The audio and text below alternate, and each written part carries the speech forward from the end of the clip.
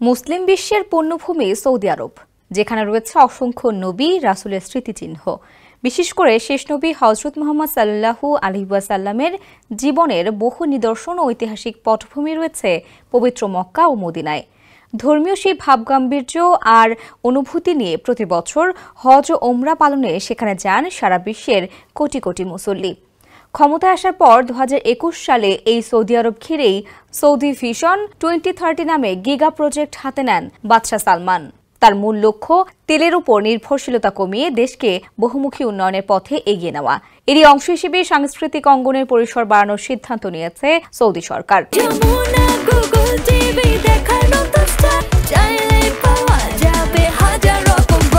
Saudi গেজেটের প্রতিবেদন অনুযায়ী সঙ্গীত, সিনেমা, থিয়েটার ও অভিনয় বিষয়ক একাডেমিক প্রোগ্রাম বাড়াতে সংস্কৃতি মন্ত্রণালয়ের প্রতি আহ্বান জানিয়েছে দেশটির শুরা কাউন্সিল।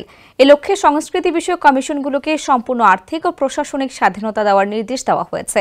গেল সোমবার শুরা কাউন্সিলের বৈঠকে জাতীয় জাদুঘরের প্রদর্শনীগুলোতে নতুনত্ব আনারও আহ্বান জানানো হয়।